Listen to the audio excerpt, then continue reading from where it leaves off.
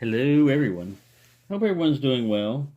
Um, this video is going to be basically a backstory, kind of about Locksport and how I got into it and stuff. Um, it kind of reminded me of this because I've gotten a recent subscriber who I've been watching a lot of knife review channels and stuff and watching about different knives that are out there because I've always liked knives. And I've been getting some subscribers coming in from the knife community that have always been interested in locks, but haven't really picked them or know if they want to get into it. And there's some similarities in our community and some differences. In Locksport, we're not really like locksmiths, although there are a lot of locksmiths in this. Um, the whole thing behind this is just the challenge of picking a lock. I mean, when I grew up, um, when I was a kid, they were shooting master locks with rifles, showing how tough they were, to give off the impression that these locks are very difficult to get open. And sure, shooting a laminated lock with a rifle, laminates are a very good way of defeating armor because you're going against the side of it instead of a flat piece. So it would naturally be resistant to that, but it was pretty impressive. And when I was in the military, it was right after I got out of the military. I got my first lockpick set. It was Southord, a pretty extensive one. It was a zipper pouch thing that had stuff for cars and all the different type of picks that are available in there. And I didn't really I messed around with it, but I didn't really know what I was doing, and we didn't have the internet back then, so a lot of the stuff that you had to get was by books, and not all bookstores would carry things like that, and you'd have to go mail order. And anyway, it was pretty difficult to learn how to pick on your own unless you were a locksmith or as an apprentice to one. And so that set just stayed with me over the years. I didn't really use it. I just had it and thought one day I was going to really try to do it. Well, fast forward to about 3 years ago, I was sitting in my chair. I had a Master Lock number 3, not this one, but one like it, and I was just going through what I had learned from reading. I hadn't watched YouTube or anything else. I knew you had to apply tension to the core, and I was trying to single pin pick a Master Lock number 3, which nowadays, is a fairly simple thing to get into, but back then, I didn't know what I was doing. And so I was just pushing up on pins, and there are only 4 pins in a Master Lock number 3, so I'm surprised I didn't get it sooner. But I was just randomly pushing up on pins and everything, and I got it to open. And oh my God, that feeling. It was like, wow, I opened this thing without a key. I actually picked a lock like I'd seen on TV, all the spy stories and stuff like that, which a lot of it is fake.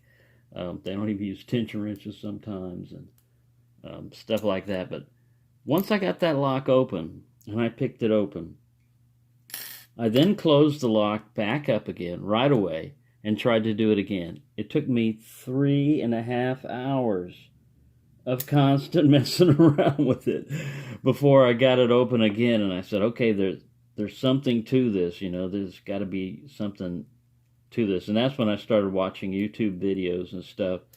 And I watched quite a few before I ever did my first picking video myself. And my first video was really just a review of the lockpick cases and stuff because I figured to get into it I needed to buy a lot of equipment. I need a lot of specialized equipment. That must be what it is.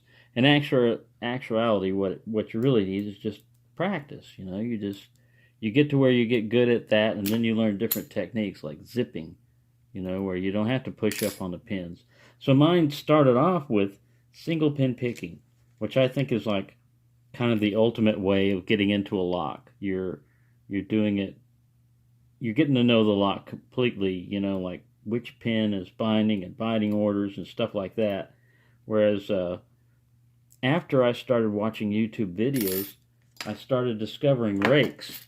And man, you couldn't stop me with rakes, man. I found out that, especially the Bogota, this is a worm, but with a rake, you don't have to take a lot of time to sit there. I don't know if this one's going to rake that well because it's set up pretty good, but with a rake, man, you just get in there, and you still have to do tension and everything.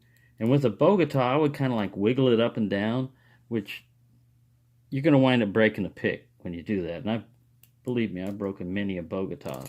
But with a rake, they just come open easily. You don't have to know a binding order or anything else. It's just pretty much just getting tension down, which is not too much, but not too light either. You want the pins to basically get set up in there.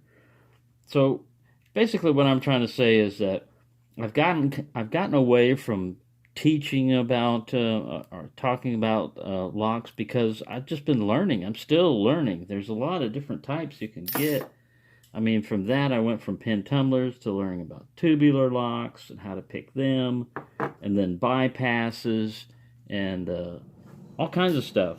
And once I started getting into locks and started to have some success with like master locks and stuff, well, the word got out at my job that I knew how to open up locks. And first I was unofficially, like helping people out, and then eventually supervision found out about it. And since I worked night shift, they would have me open up the supply cabinet, stuff like that, when they forgot to leave them the key and stuff like that. So I kind of became the unofficial locksmith because I could get into most locks there.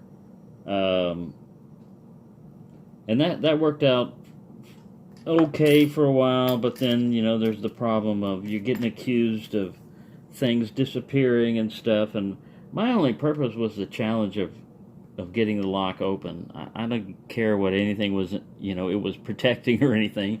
To me, it was the challenge of the lock. And so you wind up collecting a lot of locks, like with the knives. If you start getting into knives, you only need like one knife, to cut things, and then after a while it's like, wow, I like the shape of this one, or I like that steel, and eventually you wind up with a bunch of knives.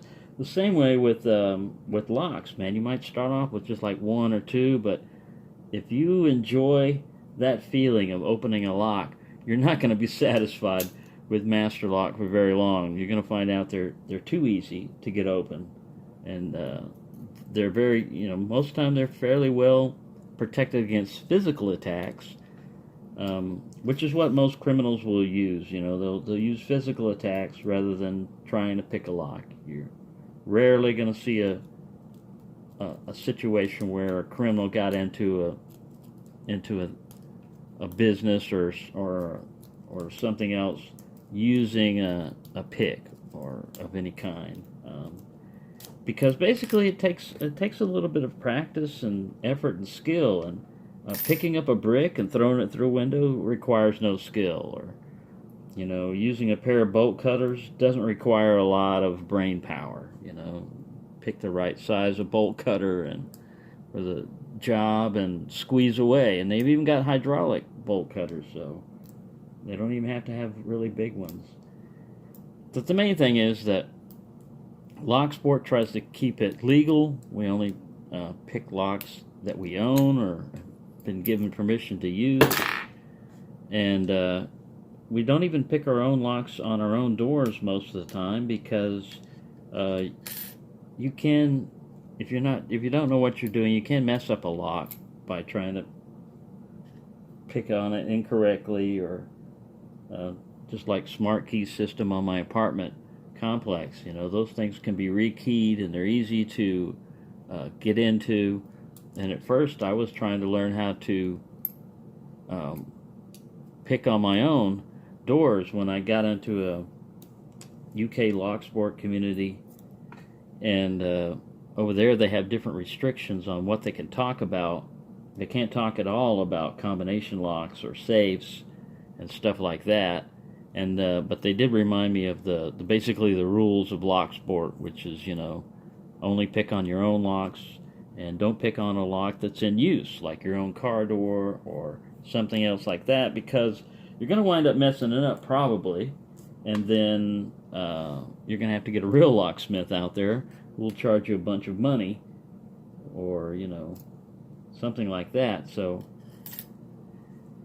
that's all I wanted to say on that. That's just kind of my background story. I thought I had bought a lockpick set when I was in the military, but I was in from 1975 to 1981. So they weren't really, Sparrows and them, Southord and all those weren't really around back then. They did have lockpicks, but most of those were like handmade or hand-me-down. I don't know the origin of the very first lockpicks and stuff, as far as like a company producing them and selling them to the public. But used to be you had to prove you were a locksmith to even buy stuff like that. And now, to me, it's just a very interesting and challenging hobby. Like once you start getting into it, you run into challenge locks, where other lock pickers make locks and they make them difficult. They don't have to follow any rules, like the bitting on a key has to follow a certain amount of rules in order for it to function and be used over time. But challenge locks, their only job is to keep you from, they should work with a key, but keep you from picking them.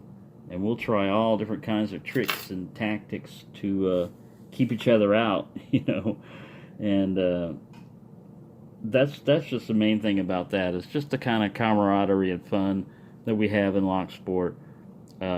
We don't slam each other. If somebody's struggling with something that, like a master lock number 3, we're not going to get so smug and say, oh, those are easy, you should have gotten it by now. Nobody's going to say that, because if they're honest about it, no one was born with the skill of lock picking, I mean, it's not just something that you're handed down in your DNA. Some people are better at it than others, and a lot of them are just because they've been doing it for a long time. It's just like any other thing that you do. If you practice at it and you do it a lot, you're going to get good at it. But with lockpicking and Locksport, there's so many different things that you can branch off into. You can get into 3D printing, where you're making these trays and accessories for use in lockpicking, like followers and stuff.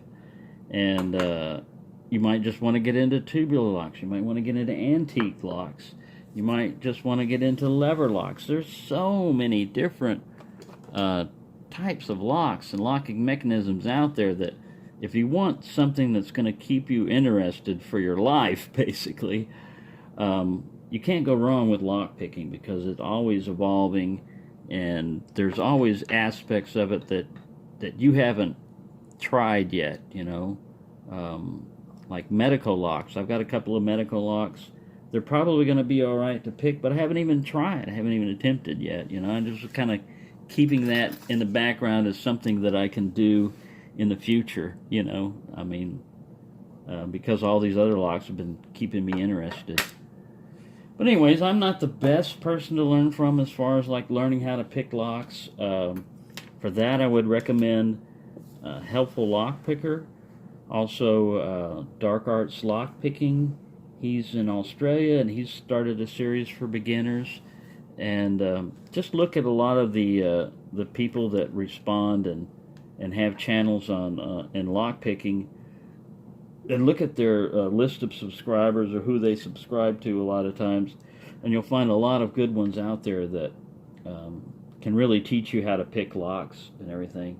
Mine channel was more like documenting my journey, trying to figure out from the beginning, from the master lock number 3 beginning, basically. Now, I think back, and when I was a child, I did pick a lock, but it was an interior door lock, and I figured out you could use a toothpick to get into the bathroom when it was locked. When I locked the door by accident and didn't want to deal with my parents. Well, I didn't know. And your kid, you think they're going to react really badly, and my father was fairly strict, so I didn't know if I was going to get a spanking for that or not. But I figured out um, how to basically just push. It had a little lever in there, and just push a little thing in, and once it did, you turn the door and it unlocked. I guess that would be my first lock that I unpicked or picked, but they're designed to do that way. They're designed so that you can bypass them that way. It's just kind of a little known thing that I didn't take any further, when I was a child. So anyway, sorry I've been rambling on. I just wanted to say welcome anybody that wants to learn lockpicking, and it's a really great community here. There's a lot of great people. You can learn a lot of things, and if you get into picking locks, you're really going to have a very rewarding and fun hobby. I think it's a lot of fun. You don't have to go to the depth of challenge locks and all that stuff. You can get a lot of pleasure just picking the regular locks that you encounter every day. What I would do is if I saw a lock, like in the laundry room, they had locks guarding a lot of stuff, and all I did was go out and buy one of those kind of locks and see if I could pick it, and then I know, okay, if I had to, I could get into that type of lock.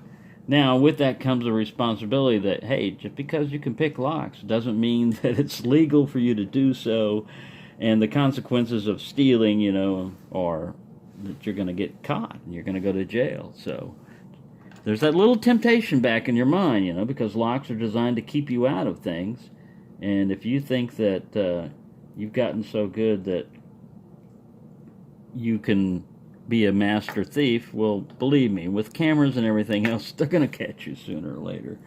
So it's really not worth it. Just enjoy the challenge, and knowledge is power, and how you use it depends on how things go. It's all up to you. You can use a tool for good or evil, and just keep it legal, and you'll be able to get a lot of enjoyment out of this, because they do not allow lockpicks in jails, and they've got very good locks in there also. Even if you were able to get one of those, you get a piece of metal in jail, you're not going to be thinking, I could use that to pick a lock. You're going to think, I could use this to make a knife. So let's keep that in mind, and thank you for watching. Happy picking, everyone.